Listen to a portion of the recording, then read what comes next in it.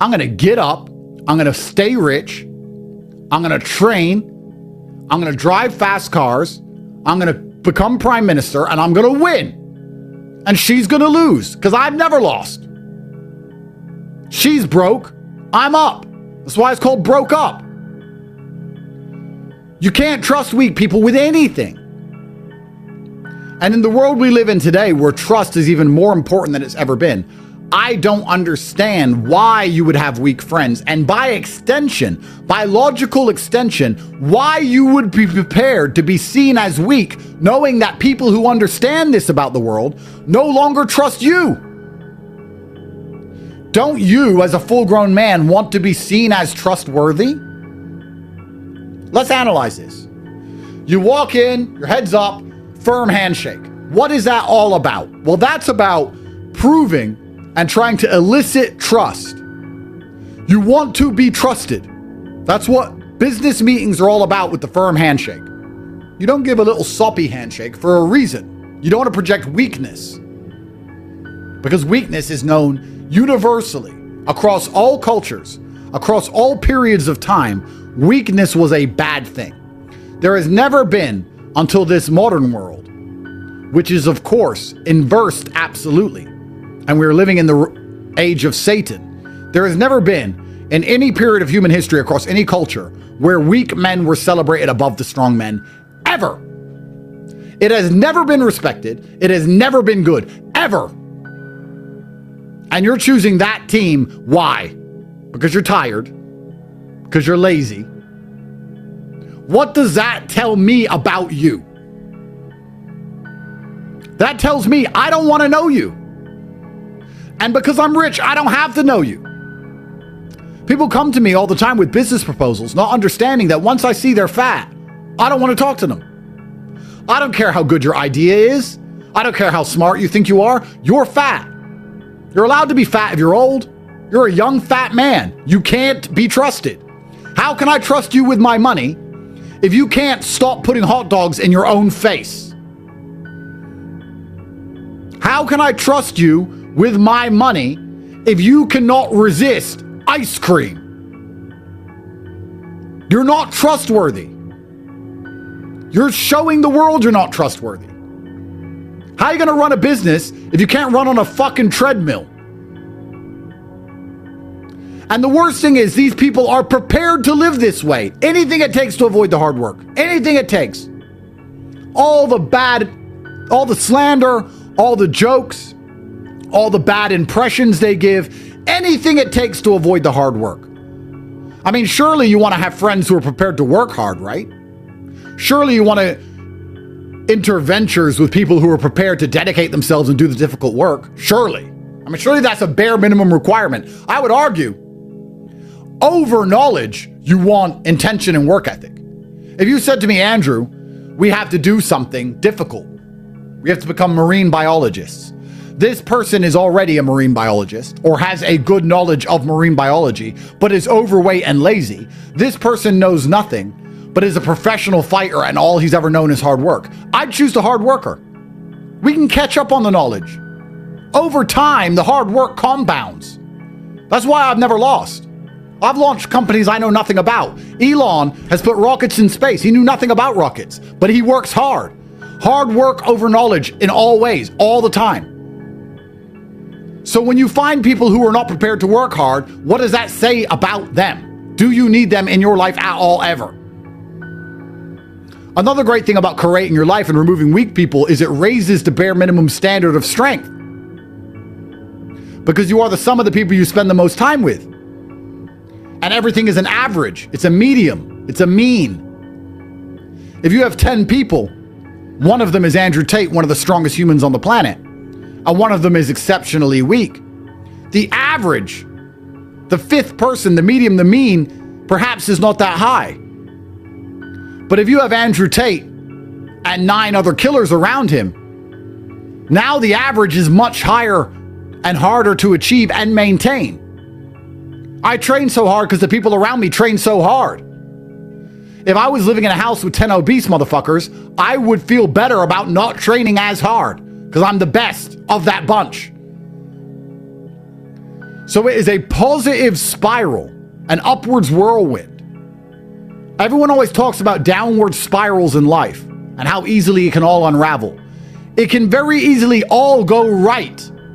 It can upward spiral just the same. If you're prepared to work hard, never miss a chance, pay attention, dedicate yourself, remove the weak people, train hard, listen, don't be arrogant, don't be lazy, you'd be amazed how easy it is to win in this world. It's very easy to win. But instead, you're sitting around talking to a bunch of lazy, weak jackasses. And these people will never be there for you when it actually matters. And strength is one of the most coveted things on the planet because it's one of the only things you cannot fake. Even with steroids, which a lot of men take, and I'll be honest, I wish they didn't exist because my physique would be even more impressive because I look better than guys on steroids, and I'm not on steroids, and I'll do any test you want, and I'm saying it right here to camera. I've never touched steroids in my life and never needed to, and I will do any test you'd like me to do. But imagine steroids didn't exist, how much better my physique would be, because my physique is better than them anyway without steroids.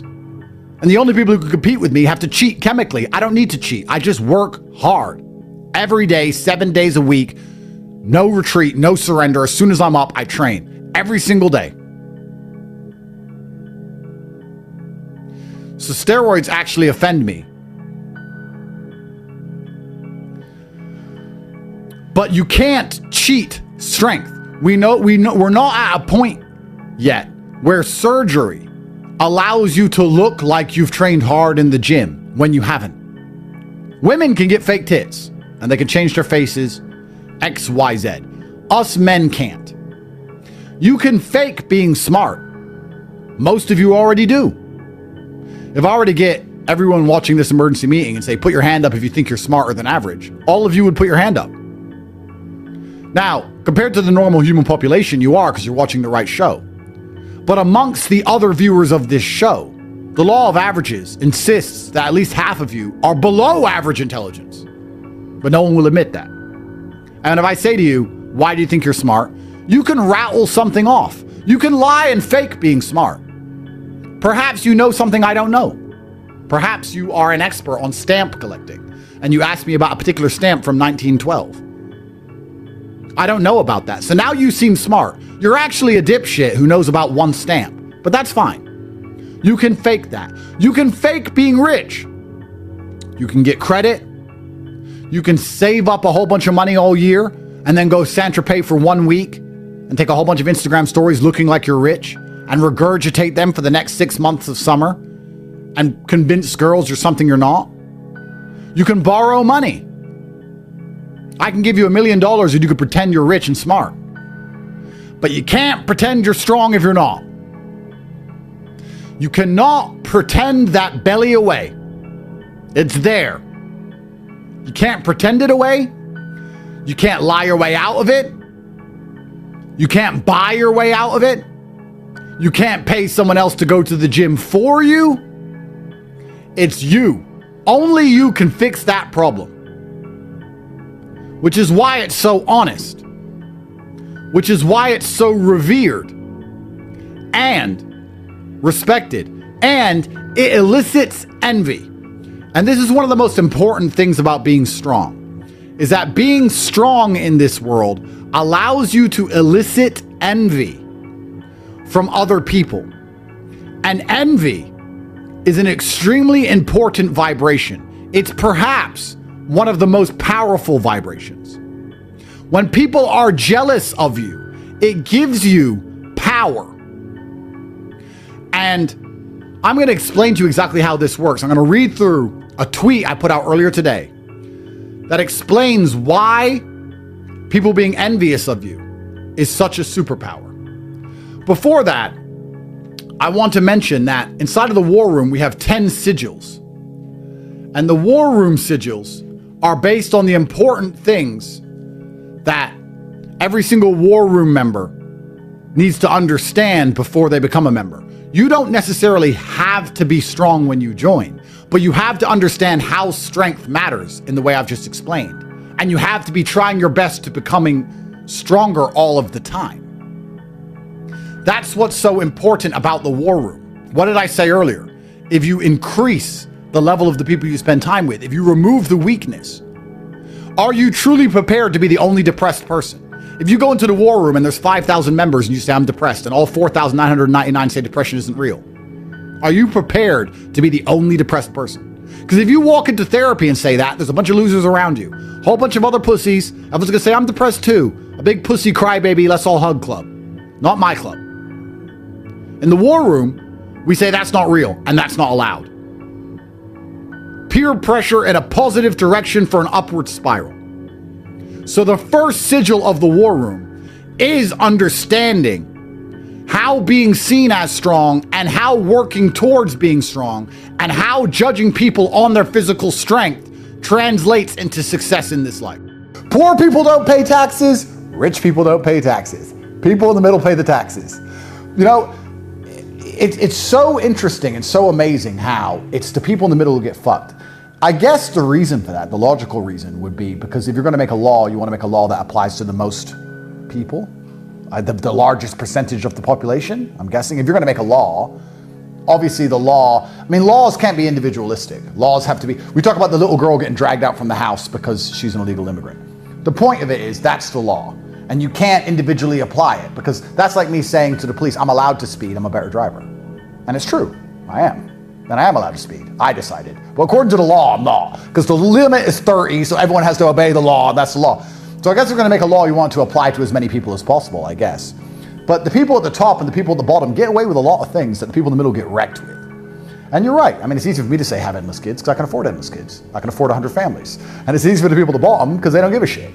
It's the people in the middle who have like tried to do the right thing. It's weird. It's weird how they can just get strangled. You know, sometimes you do the right thing and you get screwed over. Sometimes you do the right thing and you get fucked. I can't remember the exact. This is it. And this is what's scary now because being a law-abiding citizen is going to end in your destruction. It's sterility, the death cult, the participation. You're going to be broke. You're going to be sad. You're going to have no kids. You're going to be full of vaccine, and you're going to want to kill yourself. It's amazing that you can't just wake up like you could in the 1950s and say, I'm going to be a law-abiding citizen that follows the law and I won't have problems with the law. No, because if you want to get out, if you want to escape the matrix, I said to Tristan, we were in jail, we're sitting in the jail cell, I was like, bro, there is no way, forget webcam, fuck webcam off. There is no way people like you and I from a Luton Council estate could get this rich without catching a case.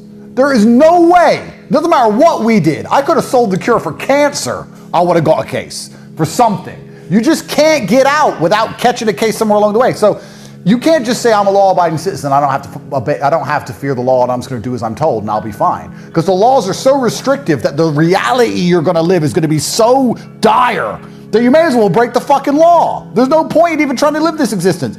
And it's amazing how these laws stranglehold. I found this out the other day, and I'm not even sure it's true. I haven't fact-checked it, but if it's true, I am amazed that laws stranglehold. We just talked about how new laws come in every day. And they slowly, incrementally take your freedom away. That's what they do. They do it little by little so you accept it. It's only 1%. It's only 1%. It's like inflation. Of course, 50 years later, you're fucked, right? I remember congestion charge coming into London. And I remember how big of a deal it was. When the congestion charge came in, you had to pay £10 a day to go into the central London. And they said it was about traffic and fixing the environment. And at the time, it was £10. And there was a big hee-haw, but eventually it went through. And then eventually it went up to like 30 or 40 pounds a day. Who can even afford that on a normal wage? I don't know. So that went up. And they said, because it's for the environment, if you have a electric car or a hybrid, you don't have to pay it. I don't know if this is true, so if this is not true, please forgive me. But I have heard that you now have to pay it for electric cars. That they've made it, can you check this? That they've changed the law. So now even electric cars have to pay the congestion charge, which is supposed to be protecting the environment. So they made they made the congestion charge, then they slowly put it up, then they removed the exceptions, and slowly by slowly you get fucked. Imagine you were the guy who sold his car he loved and bought a bullshit Prius just to avoid congestion charge to get screwed anyway. Yeah, this is it. And this is how the governments work. And there's no riots from the people, nobody complains. No one in the government is held accountable. Because there's no responsibility and accountability, there's some minister for transport that nobody really knows his name, you never see his face anywhere. But truthfully, no one's gonna be like, who did this? Whose idea was this scam? Who thought in the next decade we'll slowly get the Prius users and fuck them last? Who did it? Nobody. Who's in charge of the German Bitcoin selling? Nobody. Who did it? Who knows? Oh well, we're all broke. And it's the people in the middle who are getting monumentally and endlessly fucked. Because the people at the bottom or the top have a different mentality, and perhaps this ties in full circle to what you said at the very beginning about the mentalities to escape. The people at the middle of the top sit and say, I'd rather be a fugitive than live like that. It's like Goodfellas, or is it Goodfellas or Scarface, one of those movies where he says, I saw people, you were suckers. I couldn't live like you. I had to do something else. I couldn't be the common man. I saw you all as marks. You're all suckers. I had to do something else. Of the end. Because this is what happens at a certain level of competence and power. You just get to a point where you're like, I'm tired of hearing your fucking excuses. That's bullshit. And you become to a degree, yeah, cold and psychopathic. It's true. That's what happens. And I get it all the time. I get thousands of emails a day. Everyone I grew up with, people I know, I get it all the time. They'll message me, hey man, you know, just unlucky. You are not unlucky, you are a lazy fucking loser. You are not unlucky. You are breathing. You're lucky. The unlucky ones are gone. You're alive and you are a lazy loser. So a loser is anybody who does not have everything they want at the drop of a hat. That's who I call a loser. Because I have absolutely everything I could ever possibly desire. And if I wanted something that I couldn't have, I guarantee you we could speak again in a few months and I fucking have it. I guarantee you. Because if I want something and I can't have it, I can't sleep. When I was broke, I couldn't sleep. I don't know how there's broke people out here sleeping just fine at night. Going, oh, you know, inflation's 20%, gas prices are 6 times, everything on the news is a lie, I never stand a chance of ever getting rich, where's my pillow? Like, what the fuck is wrong with you people? I go to bed at night as a teenager and think, I looked it up on the internet. It was a Honda Civic Type R. I wanted one. It was like 38,000 pounds. I had no money. I had less than 50 pounds in my bank account. Couldn't afford it. Then I looked up how much a Ferrari cost. 210,000 pounds. And I said to Tristan, my brother, I was like, there are people with 210,000 pounds for a car. And he's like, yes, so? I'm like, no, not so. How? If I worked my job for 6 years and saved every penny, if I walked to work and didn't eat, I couldn't buy this car. How are people doing this? I couldn't sleep at night when I was broke. I knew that everything was a lie. I knew the Matrix was lying to me. I knew I had to find a way out. I was sitting there going, I refuse to live my human years and be some second-class citizen peasant when there's people out here who get to do whatever the fuck they want. I couldn't tolerate it, and I was so uncomfortable that it gave me the motivation I needed to escape. But the people who go, oh yeah, nice Ferrari, yeah. Back to the TV. Dummies, losers. And the thing about the world is, we need losers. I'm not mad at losers. If that's the reality you've chosen to live, you get one spin in this version of life, and you decide you want to be a loser, that's fantastic, because my cars need cleaning, you know, my hotel room needs cleaning, I have a party with all these beautiful women that's a bit of a mess. Please, go pick it up. Somebody needs to do that shit. I ain't gonna fucking do it. If I had to walk into a hotel room and clean up after some other man's party, I guarantee you I'd do whatever it fucking took to become rich so I didn't have to do that shit anymore. But you wanna do that for 20 years? Thanks, friend. Someone's gotta flip the fucking burgers. Someone has to make the fries. I want a Happy Meal now and again. But I don't feel sorry for you people because you fucking deserve it, because it's a decision you made. You made that decision. If you're sitting at home and you say, I don't want to be a loser, you know what to do. I told you how to escape the Matrix. CobraTate.com. You can join. I'll teach you. But if you're going to sit there and go, nah, maybe this guy with hundreds of millions of dollars is trying to scam me out of 25 pounds. All right, smart ass.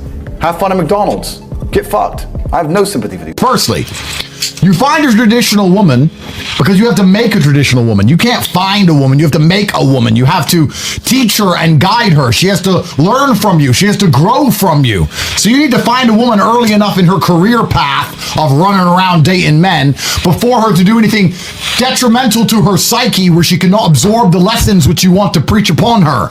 A good woman makes her man feel braver. She inspires him. She makes him want to work hard. Good women are extremely powerful forces of nature, as are good men. And I think the first thing you need to do is be the best version of yourself. And if enough people do that, then society will be fixed. But the truth is, as a man, if you have a good woman can be the best thing about your life and your greatest source of strength. And if you have a bad woman, a woman can make or break a man's life. Same job, same house, same car, same dog, same sofa, same bed. Different reality. Yeah. Bro, different reality. And even worse, you'll notice this the most when you have a girl who flips, who was cool, and now she ain't. And you're like, everything was good. Now you're upset. What? Over what? And you'll see. But a woman can make or break a man's life. To answer the question we asked earlier, if you're at home and it's Valentine's Day and you're sad, etc., good.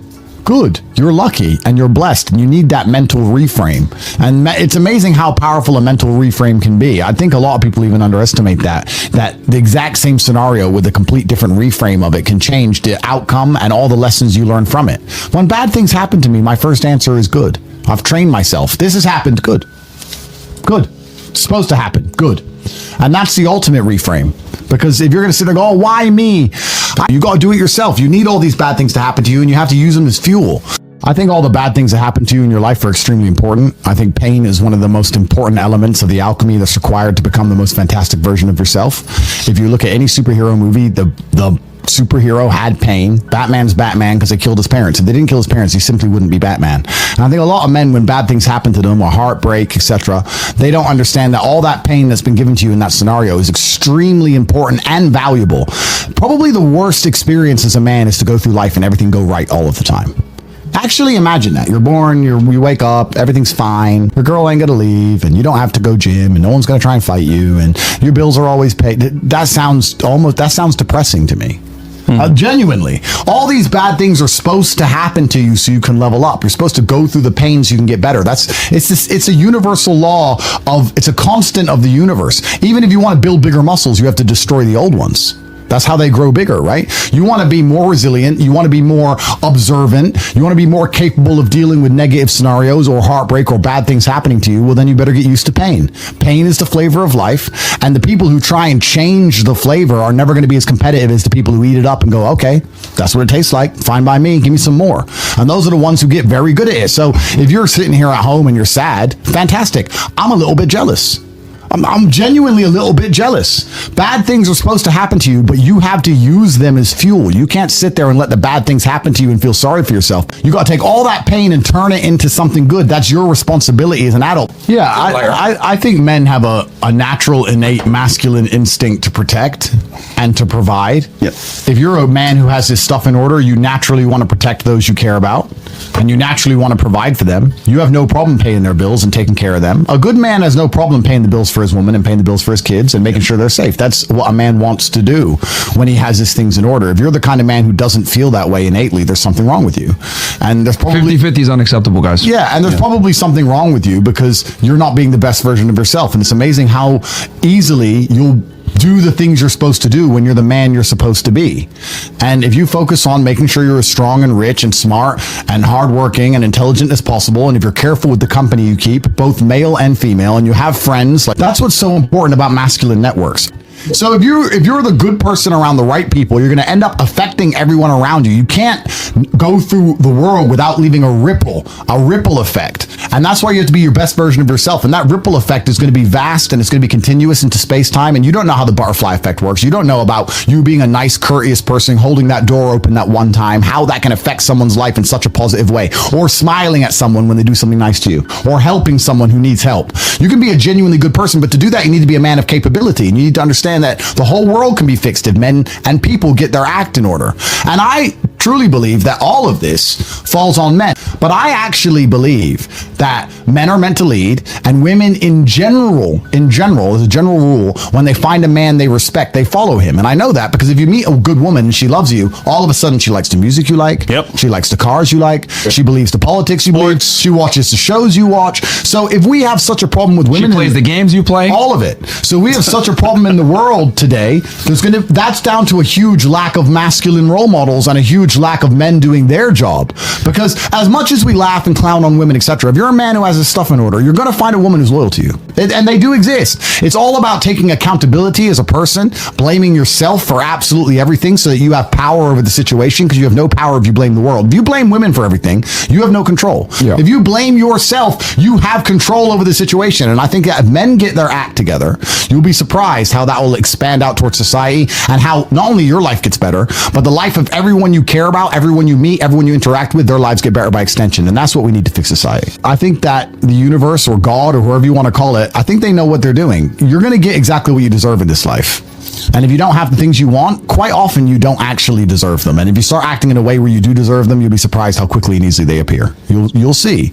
And a lot of you are sloppy and lazy, and you don't care to look back and realize where you've been sloppy or lazy, or realize where you've made mistakes. And then you're not understanding why your life is constant blunders and bluffs. Well, that's because you keep making mistakes. But if we look at it in a more universal and as a more meta point, I love that the world is hyper competitive.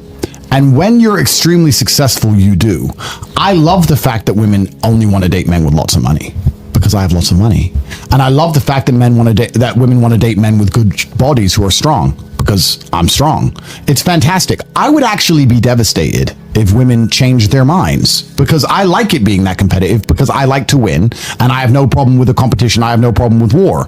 If you're going to sit and go, women shouldn't think this way, what you're actually doing, and you may not realize you're doing this, but you're speaking to the universe and saying, I can't win, so I want to change the rules of the game. Good point. I think you should apply a completely different mindset. If women sit there and say, I want this, and this, I am never offended by that, because I sit there and go, yep. Okay. All right. Text me then. I'm winning. So I'm winning. So I think you should look at these things as a man. How can you, as a man, take absolute self-accountability? Yep. You can blame her, and you can blame women, we can blame society, all those things. That's true.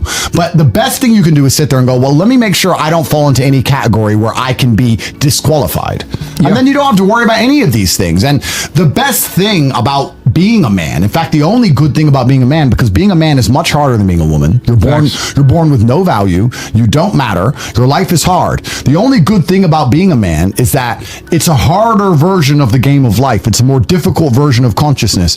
And if you play a harder video game, you get a higher score. If you're a top tier male, it's the best possible experience. There are dudes out there who are jealous of chicks, because chicks get attention, because they're like, those girls get to go here, these girls get to go there. But if you were at our level and getting to do it as a man, not as a chick, as a man, it's better. It's much better. It's always going to be better. Yeah. So we have the best possible chance to live the best possible life. All you have to do is be man enough to get your stuff in order. And this is something that's really true about the world. And I say this all the time. People often say it's okay to fail if you try your best. But I will argue, if you try your best, you will never fail.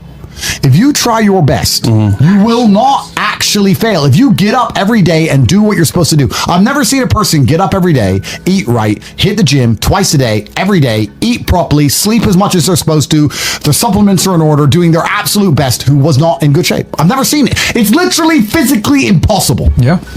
So you either want it or you don't. And it's the same with absolutely everything else. A lot of people go, I've been trying. If you were really trying for the amount of time you've said you've been trying, you wouldn't still be in the position you're in. And that's the truth. When you're truly trying your best, people often ask me, they say, well, if women love money, why are they with these guys or these broke guys, or why are they with this guy who's trying to come up? I think if you're actually really trying your best in your life, and you're doing your very best to build a life, even if you don't have it yet, I think people can smell it. Not just women.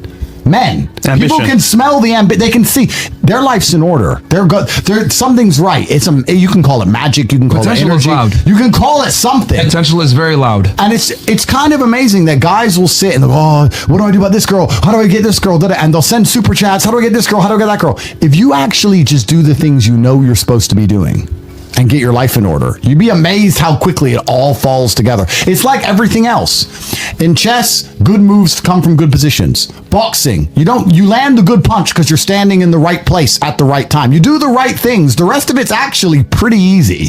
And as bad as this world is, and as difficult as women are, and feminism and all these things, I promise you, if you're acting the way a man should act, with honor, integrity, you're hardworking, you're perspicacious, and you have perseverance, and you do all the things you're supposed to do, you're going to find a loyal woman who adores you. You're gonna find it. You can be in the worst. You can be in 'Cause it's Miami, rare. ratchet city, but you'll find a girl who's obsessed with you if you're doing all the things you're supposed to do. Even if you're not a millionaire yet, but if you're doing the things you're supposed to do. It's kind of beautiful how God will give that to you if you finally get your act together. If you're working hard, training hard, showing you're brave, showing that you're not afraid. This is some of the things that I think people don't understand as well. We talk about emotionality in men and how women find it unattractive, and I actually agree by and large. If you cry in front of your chick, to a degree she'll lose respect for you. But it depends why, and there's always nuance and scenarios where that changes. If you're crying out of frustration or crying like a girl because you can't fix something, then I think she'll lose a lot of respect for you. But if you're sitting there furious with tears running down your face because you're about to go kill the man who hurt her, she ain't gonna lose respect for you. That's different. So again, even a lot of the other arguments, a lot of the things we talk about emotionality in men or all these things or crying, etc. It ties back to the basic premise. I'll tell you now, I would argue with all my money and all my status and all of my physical attributes and how handsome I am, and all, if a woman felt like she wasn't safe with me, like I would allow something to happen to her and I wouldn't do anything about it, she'd leave. Sooner or later, she'd leave. And she might leave me for the thug who would kill a dude who looked at her wrong, and maybe he's too far the other way. But they crave that safety. There's no light without dark, and if you want a woman to truly respect you, she needs to rely on you for everything. But you better not fail her. And you have a huge responsibility as a man. You got massive responsibility. You can't be the guy who says, I don't know. Bro, when she comes to you and says, this is broken, and you go, I don't know, she's gonna look at you like, what? Who are you? Even if you don't know, you gotta find someone who does know and pay the price and get it fixed. That's your job as a man. And you just start saying, I'll just tell her I love her all the time. Everyone on Instagram tells her they love her. And eventually she'll check one of their profiles and he's got a nicer car than you, and he's better looking than you. And it's just a slow ticking time bomb. And we can apply this to relationships and everything else. You don't own anything. Everything is rented. You have a nice business, you stop working on it, you go broke. You have a nice body, you stop training, you lose it. You have love, you stop working on it, you lose that too. Everything is rented. And I'll tell you the number one thing in the world that's rented that most people don't realize is that there is your woman's respect for you.